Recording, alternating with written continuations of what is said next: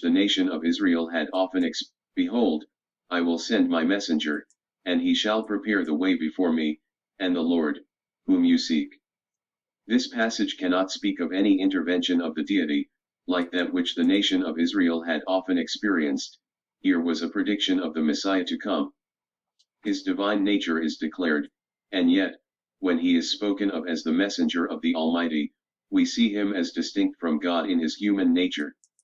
He is the Lord who should come to his own temple, and he is the messenger or servant of the Lord of hosts. He is not the messenger of the Mosaic covenant that had long previously been established under Moses, as its mediator. Isaiah writes of another covenant, an everlasting covenant. The national covenant must pass to give way to a better.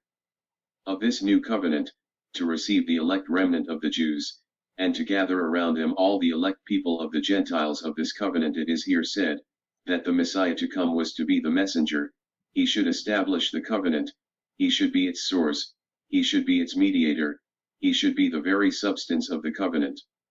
It was his blood formed that covenant. When he made an atonement for transgression, he rendered it possible, because it became just and right that the Almighty should again enter into a covenant of peace with his rebellious creatures. Look at Christ under this character, the messenger of the covenant, him who was sent of God to establish and confirm it. He, in order to bring his people into covenant with God, has been their substitute in suffering. He would also secure us every best blessing. He has become our wisdom, he has also become our sanctification. He is also our perfect example. He becomes an advocate for each of his offending people. And he is our high priest, touched with the feeling of our infirmities. The prophet tells of the reception which the Savior was to meet. Whom ye delight in. And good reason have we to delight in this messenger of the covenant, if indeed we have tasted of his love. We may delight in what he has done, what he does, and what he will do for us. You know, I'm tired. It's hard.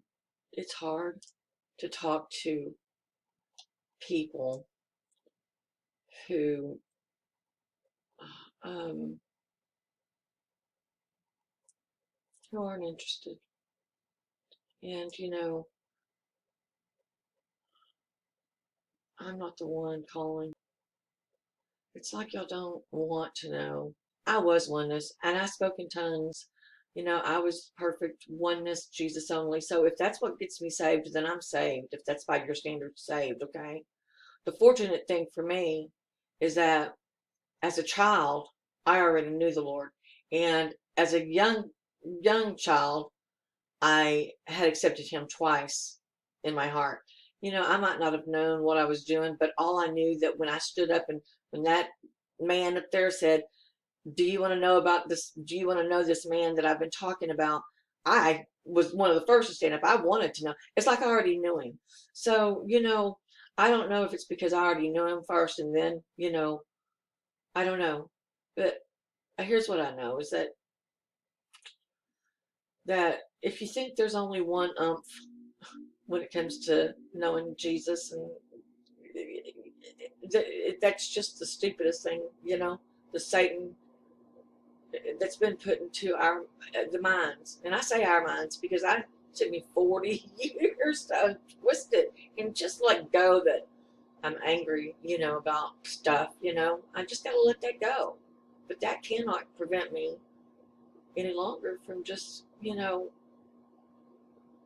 I'm tired of speaking the truth. And, I'm still working it out every single day. Until the day I die, I will work it out, because there's absolutely no way we can see it all boom at one point. Or we would have to be God. We'd have to already be transformed for that. Whatever we are, gone. No more memory of here,